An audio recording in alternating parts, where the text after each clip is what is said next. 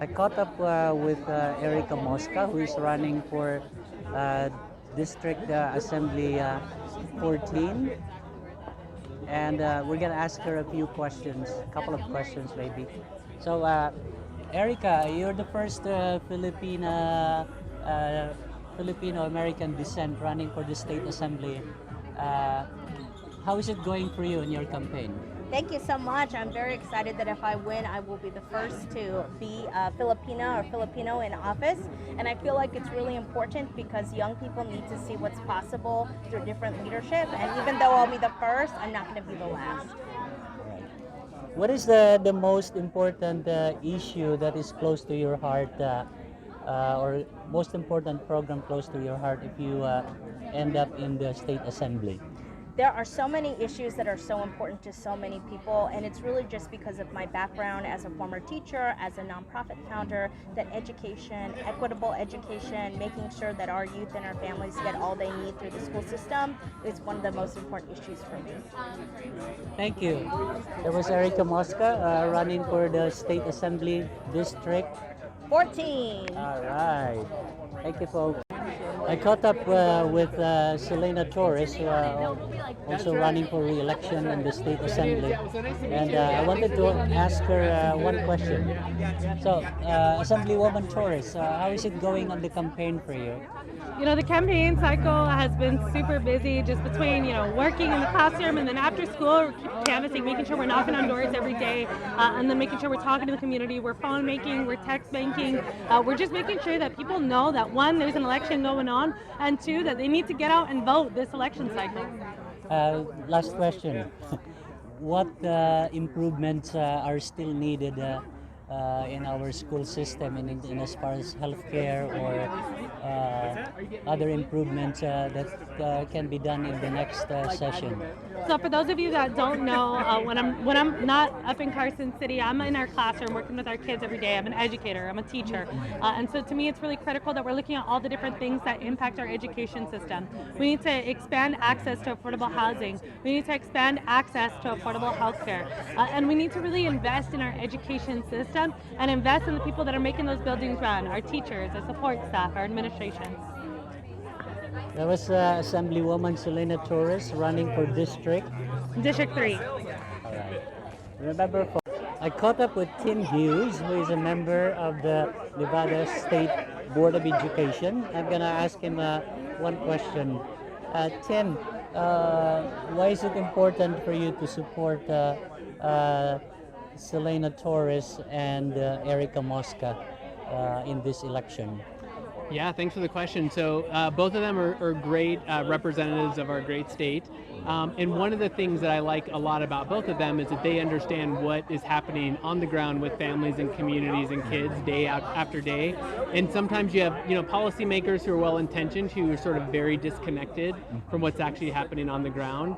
And they are both people who care a lot about our community, who are from our community, and want to see it get better. And so that's something that I personally appreciate about both of them. Thank you, Tim Hughes, State Board of Education Commissioner. Thank you so much. I caught up with Cisco Aguilar, who is running for Nevada Secretary of State, and we're going to ask him one or two questions. Cisco, how is it going in the campaign for you for Secretary of State? First, thank you for having me. I'm excited to speak with you. This is a great opportunity. The campaign's going well. We're working hard. We're knocking doors. We're making sure voters know my position on voter access. The most critical election of this century is this race, because what we're talking about is voters' opportunity to express their fundamental right to vote. If we don't have open access to the polls, we're not going to see the Nevada that we want. It's no longer about Republican and Democratic priorities. What it's about is protecting Nevada and Nevada's right to vote for everybody that lives in this state. Yes. Cisco, you're not a politician. You are from a law firm, but the importance of protecting our voting system in Nevada is one really hot issue, especially for our minority voters. what would you say? What are you gonna do to make sure that the fair voting system in Nevada will continue to be enforced? Because you're the boss of all elections in the state of Nevada. Well, the Secretary of State is the chief elections officer. The 17 counties in Nevada execute the elections. They make sure they happen. The Secretary of State acts as a regulator or a referee. I served as a regulator. I was chairman of the Nevada Athletic Commission. And that's a hard job because it's your responsibility to make sure the rules are fair, they're transparent, and they're open, and making sure that when people violate the rules, you hold them accountable for that action. And so it is a very delicate position because you've got to maintain voter confidence in the system. And the way you maintain voter confidence is being transparent, being honest, and making sure people truly understand what the rules are. Last question for you. Is the county election commission move in Nye County a cause for concern? Is they're getting a lot of the national attention lately? Yes, it's a big concern because there is a movement there based on what my opponent's trying to do. He's being dishonest, he's not telling them the truth, and he's convinced them to do paper ballots and hand counting, yes, I understand what they're trying to accomplish, but our machines are secure. We haven't had any instances of fraud. Barbara Sagaski, who is a Republican, has done a phenomenal job of regulating our elections. And what Nye County is doing and the burden they're putting on their citizens from a fiscal standpoint, paper ballots and hand counting is extremely expensive. And I'm sure the citizens of Nye County have greater priorities like education, healthcare, infrastructure than they do spending all of their money on paper ballots and hand counting. So that was with the Cisco Aguilar, who is running for Nevada Secretary of State. Thank you, Mr. Aguilar. Thank you for having me. My Enjoy pleasure. it. Appreciate it. Okay. Senator Catherine Cortez Masto, thank you for agreeing to talk to us with us today. I may just have like 2 or 3 questions. Number one is, why is it important that the Democrats remain in control of the U.S. Senate and the House of Representatives? Well, I will say, just growing up in this community, I know for me, all the work that I have done is just for everybody here in the state of Nevada to make sure nobody's left behind. The prescription drug negotiation we've been able to pass to lower healthcare costs, capping the cost of insulin at $35 a month for so many seniors, lowering energy costs for people in the Inflation Reduction Act, and then all of the work that we have done to address the drought and the wildfires, right, and bringing broadband and connectivity, and growing and creating jobs and growing our economy. That's important. And right now, I will say the work that I've been able to do as a United States Senator for the state of Nevada has been focused on that. And it's important. And that's why it's important for people just to get out and vote, to understand who is fighting for our community, who is fighting for jobs and the economy and our kids and their education and access to healthcare that we can afford, and who isn't. It's crucial that we get out and turn out to vote in this state. Is this particular midterm election even more important than the other or the previous midterm elections? Well, this is important because let me just say, every election matters, and in Nevada they're usually very close. So every vote matters, and I want Nevadans to know that their votes do matter. It makes a difference here. And for me, somebody who went through the public school system here, who believes in making sure everybody in the community has an opportunity to succeed, we should be electing candidates that believe the same thing, so that all of our families have the opportunity to grow and thrive. I know the Filipino community in here, I grew up in this community, it has beautifully blossomed in this community, and I've seen it grow. And there are entrepreneurs, there are teachers, there are nurses. I mean, look where we are right now, and this is just fabulous to see. I want it to continue to thrive, but there are people running for office, like my opponent, who is opposed to it. So it is crucial that people understand when they're getting out to vote who those candidates are, who those people are that are going to stand open and fight for their families. I know you were one of the senators who really was instrumental for the infrastructure bill. What are the wonderful things coming to Nevada? So I was pleased to support, and this was a bipartisan infrastructure package that we invested in this country, but most importantly in Nevada long term over the next 10 years. the ability to create jobs, good union jobs here in Broward County, because we're going to be building not just roads and bridges and highways, we're bringing connectivity, broadband.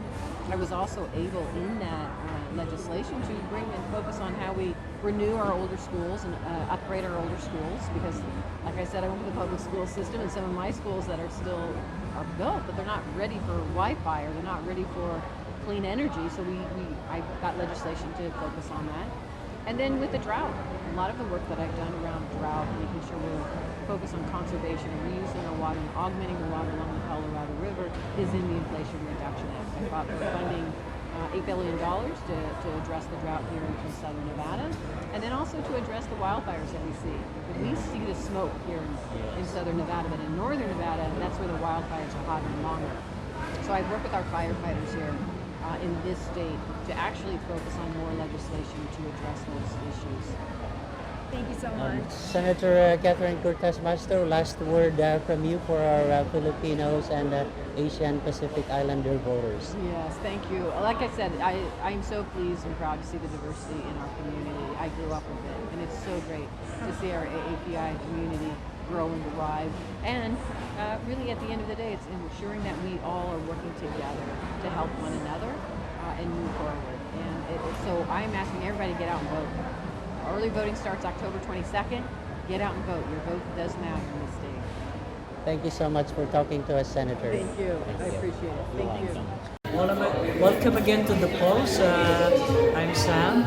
I bumped into Cark County Commissioner William McCurdy of District D, and we're going to ask him a couple of questions, or 3 questions. Commissioner McCurdy, you're one of the youngest Cark County Commissioner, and what are we expecting in today's election? How is it going for you? Well, luckily for me, I'm not up on the ballot, but many of my friends are on the ballot this cycle. And that's why I showed up today, this evening at SEIU's Communities United event, Raising the Stakes, because the stakes are high for all of our candidates all across the state, and we can't afford to lose not one person, not in the legislature, not on the county commission, or the school board, or anywhere else. We know that we need candidates that are going to stand up for families, make sure that they have what they need to live a high quality of life, to address issues like affordable housing and the amount of evictions that we're seeing as well. We have a lot of judicial candidates. So I am here today supporting those candidates. We got to make sure that we get Governor Steve Sisolak reelected, as well as the entire Democratic slate for statewide constitutional office with Attorney General Aaron Ford, Treasurer Zach Conine, and not to forget, we have to elect the Secretary of State with Cisco Aguilar, which is incredibly important. So I'm just here making sure that I offer my voice in this conversation to make sure that folks know just how important this race is to me, but more so for all of our families. While you're at it, Commissioner, why is it important that the Democrats remain in control of the U.S. House of Representatives and the U.S. Senate? Well, when we think about just what we've all experienced over these last 2 years, we went from a point in time to where we didn't have vaccinations to having vaccinations, making sure that all of our communities had access to vaccinations so that we can remain safe. The Democrats have been in control of that process. And look at where we are now. We're at a process to where we have gotten through the pandemic, gotten through COVID. Our economy is back open, it's vibrant as ever. And oh, by the way, we wouldn't have had the resources had it not been for those policymakers at the federal level making sure that Nevada got over $4 billion with a B to help with our economic recovery. And I would say that they deserve an opportunity to continue to represent us because they understand and they understood what it took to get through the pandemic. They offered all of their assistance and resources to us, but now we're at a point to where we're going to need their continued leadership to build more resilient communities across the state of Nevada. Last question, Commissioner. What would you say to our Filipino-American voters about the importance of going out and voting on election day? Well, number one, it's incredibly important that we have an opportunity to have say on who's going to represent our families and our values. And I would say to the FilAm community that we have to make sure that we come together to support candidates who are going to continue to increase our quality of life, who is going to continue to keep our economy rolling, that is going to continue to support small business and entrepreneurship, but most of all, continue to make sure that we have educational opportunities within our community, and also building alliances with those who are in the Philippines to continue to come to America, to continue to work within our healthcare system, and continue to achieve their own personal goals and dreams. And that is what is at stake in this election, because we need folks who value the immigrant story, who value making sure that we lift up our communities, who value education, public education, and entrepreneurship within our minority communities as well. And that's what I would tell our Filipino community, that it's going to take all of us to continue to make progress, and we have to do it together. Right. Clark County Commissioner William McCurdy of District B. Don't forget to vote on election day. Thank you, Commissioner. October 22nd, early vote starts. Make sure you get out there and get your vote cast. October 22nd. That's also with me today is William Rucker, who is running for Nevada State Assembly District 13, and I'm going to ask him maybe a couple of questions. Mr. Rucker, are you presently holding any public office? No, I'm not. Okay. And you are running for the state assembly. What are the closest thing to your heart if you are elected in the state for the state assembly? What important program for your community you have in your mind or that's close to your heart? Yeah, I want to put people first. I want to do the things that matter to people every day. So the thing that I want to do is make the assembly accessible to everyone. Right now we meet every other year for 4 months, and it costs a whole lot of money to do that. So I want to make it the assembly reflective of everyday Nevadans, so that we all can make a difference in our community. Yes. And thank you for agreeing to talk to us, Mr. Rucker. And good luck, and God bless your race. Thank you. All right. Welcome to the polls again. Sam Buban. I caught up with Brenda Zamora, who is running for the school board, District D, and we're gonna ask her a couple of questions. Brenda, is this the first time you're running for the school board? It is. It's my first race that I do. And what have you were doing before in public service? So I was doing community service, community work. So I worked at a non-profit progressive movement, and I fought for bills like paid sick days. Nationally, I did paid leave work, just organizing our community so they can get out and testify, share their stories, so we can pass policies that help working families. Yes. Why is it important that you win in this election for the school board?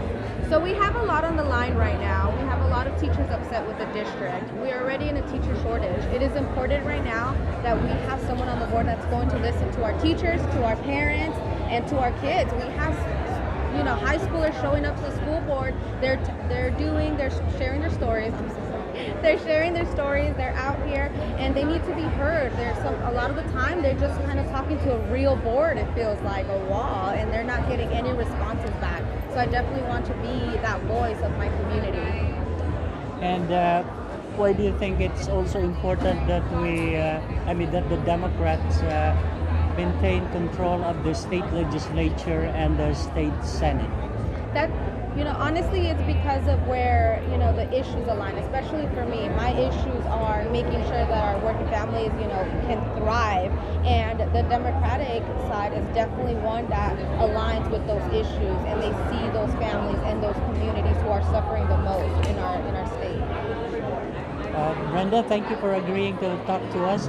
Brenda Zamora, candidate for school board, District D, Cark County. Thank you again. As we continue in the campaign trails, we've been following a lot of candidates and incumbents, and I bumped into Commissioner Segerblom, who is County Commissioner for District E, correct? E.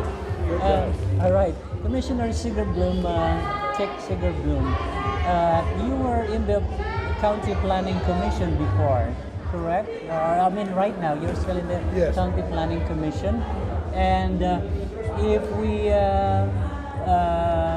continue to send you or we re-elect you for the County Commission District E, what good things are coming for the district in next 4 years? Next 4 years. Yeah. Well, truly, the job is a learning job. So I spent 4 years right in the middle of it that had the pandemic. So 2 years were basically spent just trying to survive and keep the town alive, which I think we've done a good job on. But now that I've been there 4 years, I know what we can do. We can help the nurses at UMC. We can help the home health care nurses. We can help the neighborhoods. One of the things I want to try to do is go back into older neighborhoods and pep them up. Clean the streets, make everybody proud to be there.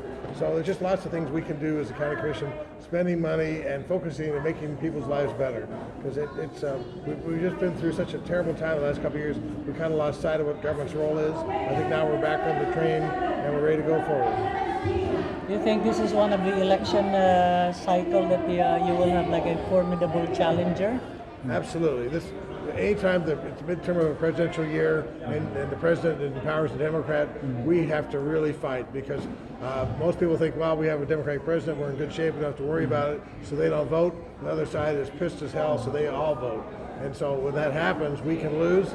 And truthfully, the best thing we can do is make sure we all stay in power. We haven't had Democratic governor for 20 years before Cisco. He has done so many great things. Cortez, Masto, our U.S. Senator, is so critical for us. Really important for Nevada. The one thing we have is 2 senators, like California only has 2 senators. So when you're a senator from Nevada, that is super important. And then at the county commission level, we do so much for everybody, and it's just so important to have people there that understand government and want to make government work, which is what our current team does. All right. Commissioner Tick Segerblom, thank you for agreeing to talk to us. Thank you so much. Have a good night. And the Filipino community is so critical to my district. I can't tell you how proud I am. It's good to know. Thank you, sir. Welcome to the polls again at FilAm TV. As I followed the campaign trails during this election cycle, I bumped into Anna Albertson, who is running for re-election of Department 11 of the District Court in Cark County. Anna, how is it? Why is it important that we re-elect you into the bench? Sure, it's incredibly important that you're very careful who you elect for your judges. And I'm the best candidate in this race for 3 reasons: experience, community, and future. I can go through each of those, but I don't want to sit you here all night, so I'll essentially just say I'm the most experienced candidate in this race, I am the most community-minded candidate in this race, and finally, I am future-focused. I'm running because we need to make a better world for all the children coming after us, anybody's grandchildren, and the future of this community. All right. And how is it going for you in the campaign trail? Sure. Well, it depends on the day. Some days are really great, and some days are pretty exhausting. But overall, I cannot complain. It is a privilege just to be able to put your name on the ballot to run for anything. I am a first-generation American. I never thought I would be doing this, but I've been lucky enough to have this opportunity in my life, and I cannot complain about what I'm going through. It is busy, it is exhausting, but it is so much fun. I'm meeting all these great people, and so many people are really doing their best to make good changes in this world. So what I say to everybody is, let's make good changes together. Yes. Anna Albertson running for District Court Department 11. Thank you.